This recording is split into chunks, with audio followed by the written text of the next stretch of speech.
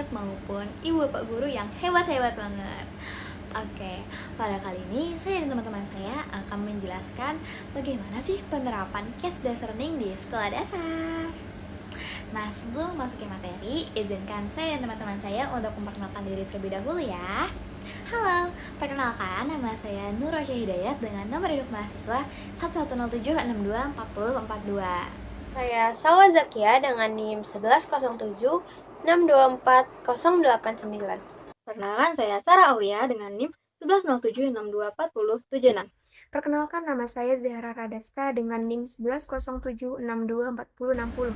Baik, jadi tujuan kami membuat video ini yaitu untuk memenuhi tugas ujian tengah semester mata kuliah teori belajar dan pembelajaran yang diampu oleh Ibu Hartini Nara dan Ibu Anastasia Artauli. Jadi sebelum kita masuk ke penerapan case based learning di sekolah dasar, jadi kita harus tahu dulu nih, apa sih case based learning itu? Jadi case based learning itu merupakan metode pembelajaran yang dimana untuk mengajak siswa supaya siswa itu dapat memecahkan sebuah permasalahan atau kasus sederhana yang nyata atau dekat dengan kehidupan mereka sehari-hari. Nah, dalam metode ini guru menyediakan atau memberikan sebuah situasi nyata yang misalnya itu tentang pentingnya menjaga kebersihan di sekolah dasar. Nah, lalu siswa itu menganalisis apa sih yang ada dalam kasus tersebut, lalu mengidentifikasi masalahnya apa, lalu mereka itu memecahkan, menyusun solusi yang tepat, yang dimana tetap dalam dampingan guru tersebut. Oh iya, kalian tahu nggak sih, case based learning ini tuh suka disamain sama problem based learning, karena emang hampir mirip sih ya, karena sama-sama kasus dan masalah. Oke, jadi saya akan menjelaskan bedanya case based learning dengan problem based learning. Bedanya itu terletak pada bagaimana cara siswa menyelesaikan masalah tersebut. Kalau misalnya case based learning, kasusnya ini kan diberikan sama gurunya, dan mereka itu menyelesaikan masalah tersebut bersama-sama, mencari solusi bersama antara siswa dan guru tersebut. Nah, sedangkan kalau misalnya problem based learning ini tuh siswanya ini benar-benar mandiri gitu, mencari masalah sendiri, menganalisis masalah itu sendiri, serta memecahkan masalah tersebut secara mandiri. Nah, mandiri dalam konteks ini tuh bukan berarti benar-benar sendiri ya siswa tersebut dapat membentuk sebuah kelompok, lalu mereka itu mencari masalah bersama-sama dan memecahkan bersama-sama, tetapi tetap di luar bantuan dari guru tersebut. Selanjutnya ada ciri-ciri pembelajaran berbasis kasus di sekolah dasar. Yang pertama itu pembelajarannya menggunakan kasus sederhana dan masih sesuai dengan kehidupan sekitar anak-anak. Yang kedua itu guru itu sebagai fasilitator atau pemandu diskusi, bukan pemegang penuh kelas dalam pembelajaran tersebut. Lalu yang ketiga, siswa itu aktif dalam memberikan pendapat dan diskusi. Jadi siswa itu aktif saling bertukar pikiran untuk memecahkan permasalahan atau kasus yang diberikan oleh guru tersebut. Lalu hasil yang ditekankan dalam pembelajaran ini tuh menekankan pada penerapan nilai dan pengetahuan dalam kehidupan sehari-hari mereka. Saya akan membahas kegunaan case based learning dan juga kelebihan serta kekurangannya di dalam pembelajaran. Yang pertama, kita akan membahas kegunaan case based learning. Adapun kegunaan case based learning bagi siswa, yang pertama, mengasah keterampilan berpikir kritis. Case based learning akan menghadapkan siswa pada kasus nyata yang harus dianalisis, sehingga siswa belajar mempertimbangkan berbagai informasi, mengevaluasi bukti, dan menarik kesimpulan. Yang kedua, meningkatkan kemampuan komunikasi.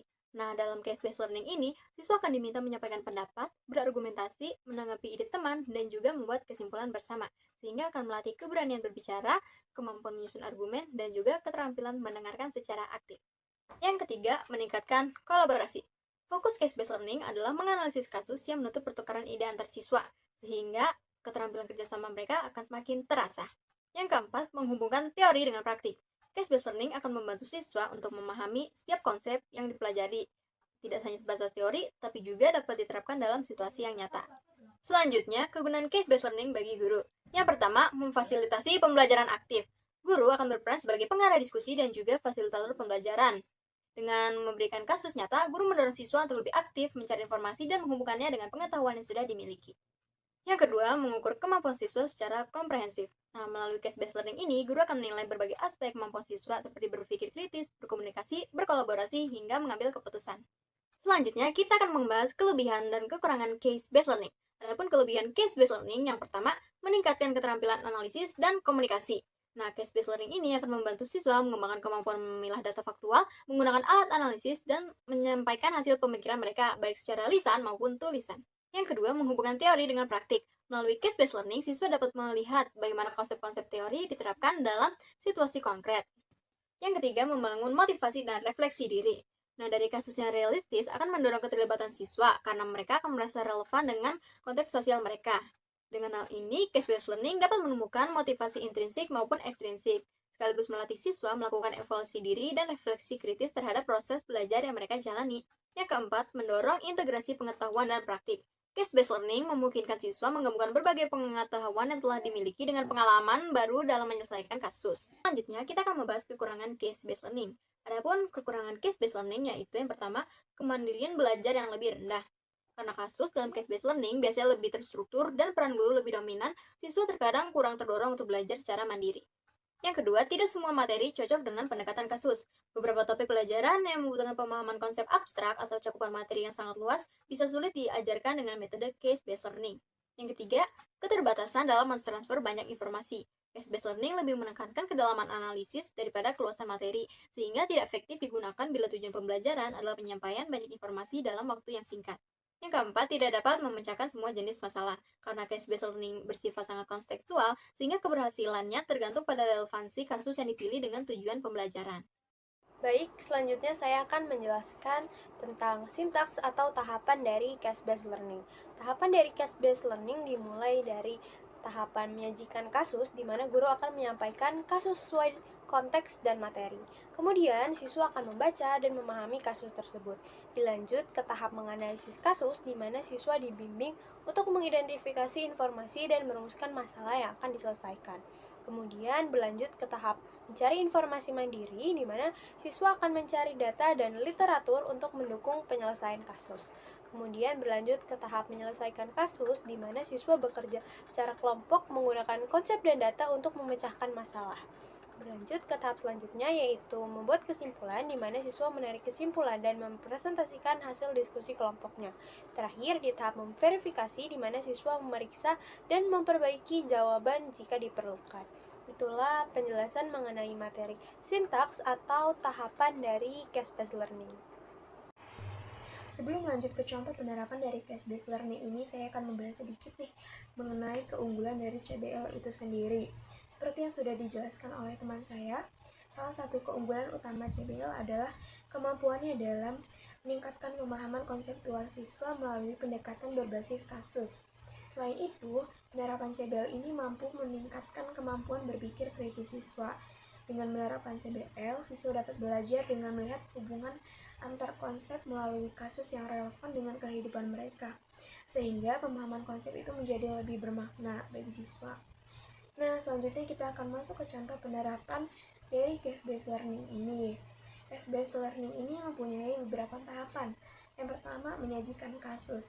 Di sini guru menyajikan sebuah kasus berupa di kelas 4 akan diadakan pemilihan ketua kelas. Namun beberapa siswa memaksakan calon pilihannya dan tidak mau mendengarkan pendapat dari teman lain. Akhirnya terjadi pertengkaran karena sebagian siswa merasa tidak dihargai. Selanjutnya masuk ke tahap menganalisis kasus, di mana guru membagi siswa menjadi beberapa kelompok dan membagikan lembar kerja kepada masing-masing kelompoknya. Yang kedua, guru memberikan beberapa pertanyaan untuk mendorong siswa dalam berpikir kritis. Pertanyaan pertama, apa yang salah dalam proses pemilihan tersebut?